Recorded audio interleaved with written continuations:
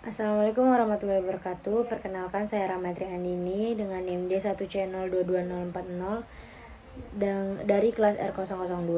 Di sini saya akan mempresentasikan hasil tugas saya mengenai materi ohmic heating. Di sini saya mengambil 3 jurnal, yaitu jurnal pertama Ohmic Heating Technology and its Application in Meaty Food. Yang kedua, pengaruh bleaching ohmic terhadap laju penurunan kadar air selama pengeringan buah sukun Artocarpus communis. Yang ketiga, pemanasan ohmic jus delima, konduktivitas listrik dan perubahan pH. Baik, untuk yang penjelasan pertama, jurnal pertama dengan judul Ohmic Heating Technology and its Application in Meaty Food. Adapun latar belakangnya yaitu pemanasan ohmic adalah operasi pemrosesan makanan termal baru di mana arus listrik dilewatkan melalui makanan konduktif dengan tujuan utama untuk memanaskannya, dan karena makanan juga memiliki beberapa sifat resistif sehingga panas dihasilkan karena adanya hambatan. Untuk tujuannya sendiri yaitu untuk menyelidiki dan menganalisis tentang pengaruh penerapan pemanasan ohmic yang berbeda di bidang ikan, daging, dan produknya untuk membandingkan dengan metode termal konvensional lainnya dan pengolahan makanan seperti pencairan, pemanasan, memasak, dan lain-lain.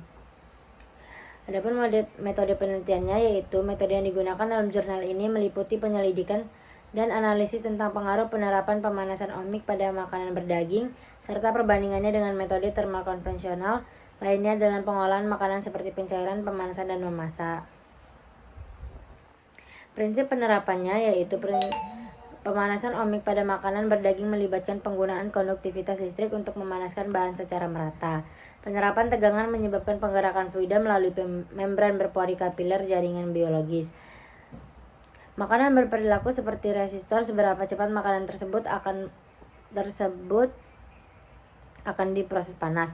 Oleh karena itu, dalam formulasi yang penting pada formulasi produk, pengendalian proses dan jaminannya kualitas pengukuran konduktivitas merupakan hal yang penting pada semua makanan yang dipanaskan dengan listrik.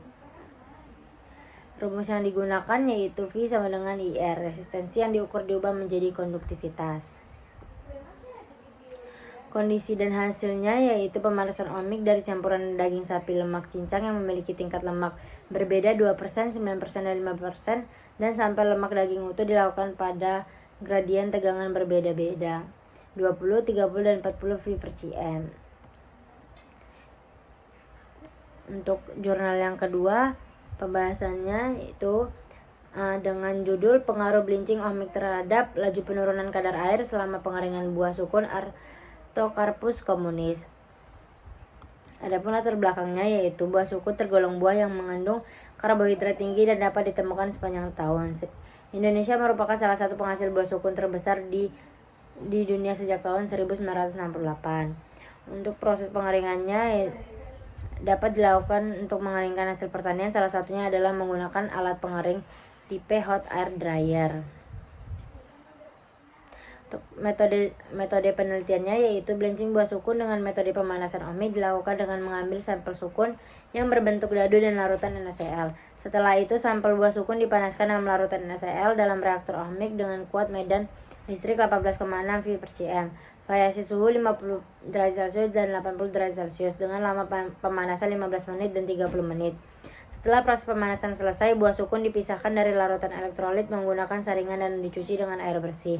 Buah sukun yang telah melewati proses bleaching kemudian ditimbang dan mengetahui berat sampel setelah bleaching sebelum dikeringkan.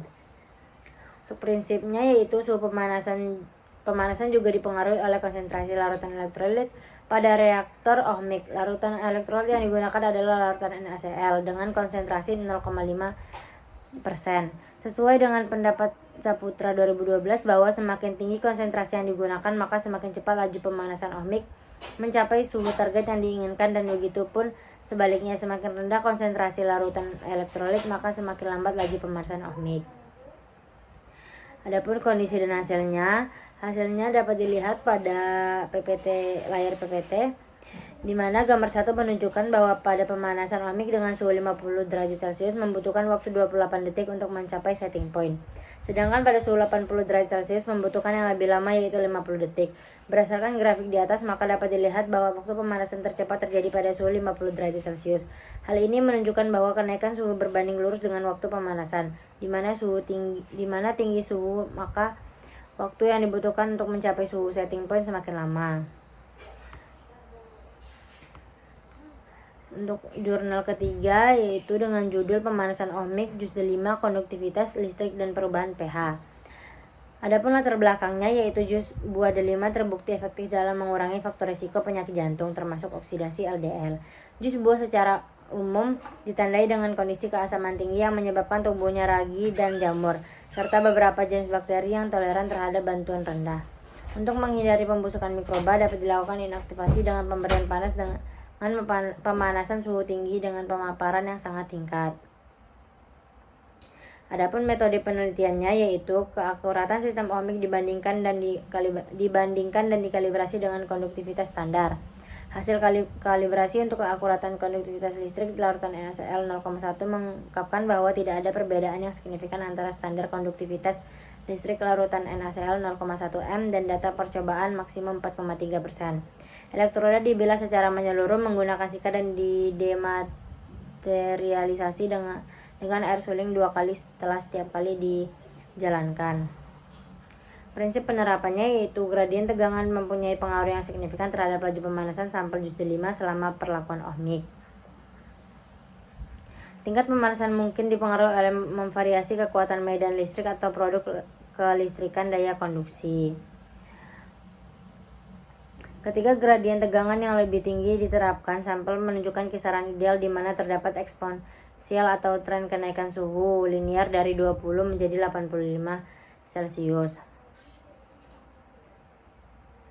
Ohmik laju pemanasan adalah 4,71, 2,755, 1,688 dan 1,392 C/S. Pada tegangan gradien masing-masing 55, 45, 35 dan 30 V/cm. Waktu yang diperlukan untuk memanaskan sari buah D5 dari 20 sampai 85 Celcius pada 55 V/cm adalah 1,5, 2,44 dan 3 kali lebih pendek dibandingkan pada 45, 35 dan 30 V/cm masing-masing. Kondisi dan hasilnya yaitu berdasarkan hasil eksperimen. Terdapat sedikit perubahan pH pada juz buah D5 berdasarkan gradien tegangan yang diterapkan. Gradien tegangannya signifikan berpengaruh terhadap perubahan pH sampel dari sari buah D5 selama perlakuan ohmik P lebih kecil dari 0,05. Kisaran pH sari buah D5 setelah perlakuan ohmik adalah 3,22 sampai 3,35. Peningkatan pH maksimum adalah 6,35% pada 30 V/cm. Perubahan pH pada gradien tegangan 30-45 V/cm menurun dan kemudian seiring dengan peningkatan gradien tegangan perubahannya meningkat. Perilaku ini mungkin disebabkan oleh waktu tinggal berbagai reaksi seperti hidrolisis sari buah D5 dan korosi elektroda yang mungkin terjadi selama pemanasan ohmik. Untuk kesimpulannya yaitu gradien tegangan secara statistik signifikan pada laju pemanasan ohmik. Konduktivitas listrik (SPC), energi listrik yang diberikan ke sistem dan pH juz D5. Ketika gradien tegangan meningkat, waktu dan pH menurun. Hasil penelitian ini menunjukkan bahwa model linear ditemukan menjadi model yang paling sesuai untuk menggambarkan kurva konduktivitas listrik proses pemanasan ohmik sari buah D5 dengan R2 sebesar 0,9986 sampai 0,9930. V2 sebesar 0,0005 sampai 0,0025 dan RMSI SE sebesar 0,0179 sampai 0,0406. Itulah hasil dari tugas saya. Apabila ada salah kata atau pengucapan saya mohon maaf. Saya akhiri. Wassalamualaikum warahmatullahi wabarakatuh.